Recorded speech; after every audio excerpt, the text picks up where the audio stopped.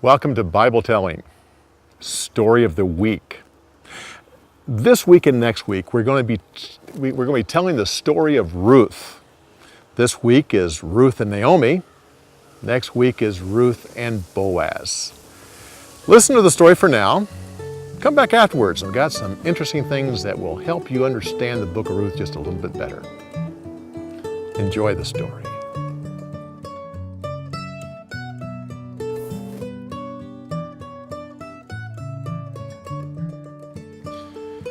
During the time of the judges, a man decided to leave Bethlehem.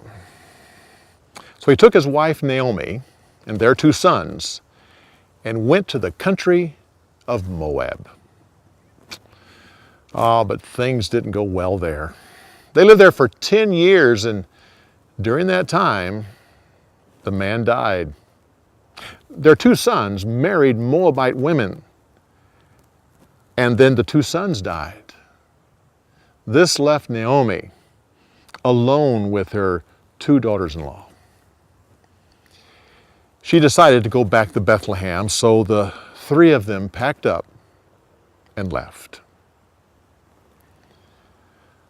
Along the way, Naomi stopped and said to her two daughters-in-law, "Go back to your home and to your parents. I pray that the Lord will bless you as you have been a blessing to me. I trust that you will find a good husband and have many children." And with that, they all three cried and hugged one another. The two daughter-in-laws agreed that they wanted to stay with Naomi and go with her, but she said, no, go back to your home.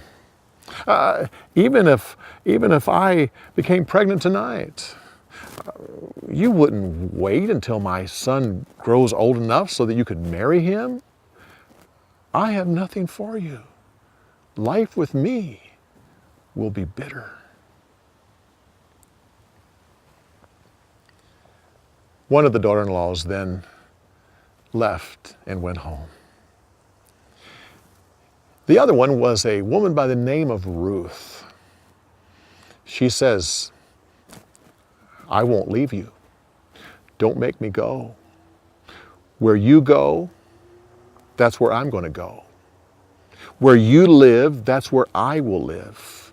Your people will be my people. Your God will be my God. And where you die, that is where I will die and be buried. Only death will separate you and me." Well, Naomi realized that she couldn't argue with her, so the two of them went back to Bethlehem. The whole city came out to greet them. They were so pleased to have Naomi come back. She said, "Don't call me Naomi anymore." So that means pleasant, and life has not been pleasant. Call me Mara, which means bitter, because the Lord has allowed my life to be bitter. So the two women settled in their home in Bethlehem. Life was rough because both of them were poor. Fortunately, it was the time of harvest, and poor people were allowed to go out in the field and to gather grain after the harvest. So Ruth got up and went out and chose the particular field owned by a man by the name of Boaz. As she worked in the field, later in the morning, Boaz came to the field and saw her and asked the foreman, "Who is that young woman?" "Oh, she is the Moabite woman who came back with Naomi. She's a hard worker." So Boaz went to her and said, "Don't go to any other field. Stay here. You will be safe here. Follow my servant girls wherever they go. Don't worry about the men. I've already talked to them. They're going to leave you alone. You'll be safe. In fact, when you're thirsty, go drink from their water supply. Ruth bowed her head and thanked him and said, why are you being so kind to a foreigner? Well, he said, we have heard how you have been kind to Naomi. You have left your country and your parents to come here and take care of her. May the Lord bless you. With that, he went back to his men and told them to leave a little grain in her path. And when it came time to eat, they were to share their food with her.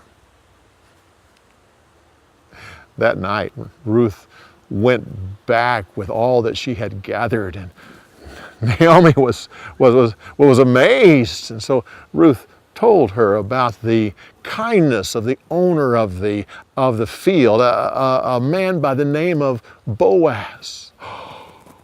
Oh, Naomi was thrilled when she heard the name Boaz. Says, oh, Ruth, do what he says. Only work in his field because he is a close relative. You will be safe there. So Ruth continued to go back and work among the servant girls of Boaz. She worked there through the barley harvest and all the way through the wheat harvest.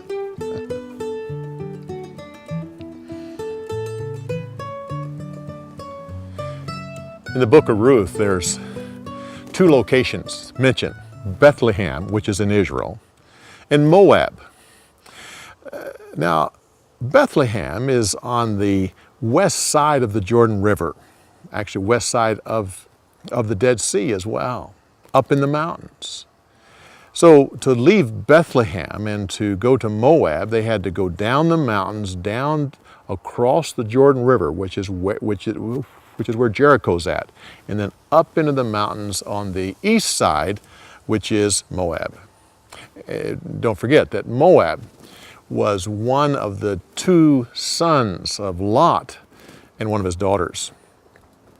There was conflict between these two nations all the time. So the famine in Bethlehem must have been very severe for him to leave Bethlehem and to go to Moab. Now, when the man dies and his two sons die, that leaves Naomi as a widow. And her two daughter-in-laws were also widows. Being a widow in the ancient day, there was just hardly anything worse than that. No one would protect you.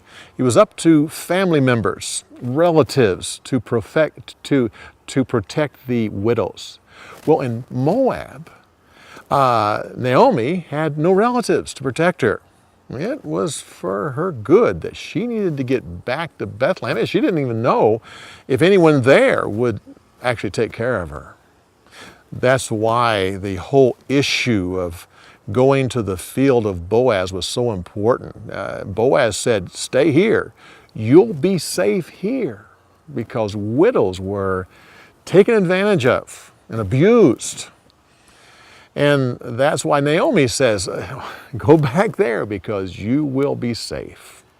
Well, next week we'll continue on with Naomi and then Ruth and Boaz. For now, we want to remind you that we have a Christmas gift for you on BibleTelling.org. Go there and there's a place where you can click and you can download for free as a gift our first book in the 5-book series of all the stories of the Bible. This is one called The Beginnings. I trust you'll do that and that you'll start reading those stories. It goes from creation, then 52 stories into the death of Moses. By the time you get that read, maybe I'll have book 2 out, which you can also have. Well, for now, Trust that you'll come back next week when we tell you the rest of the story about Ruth. We'll see you next week.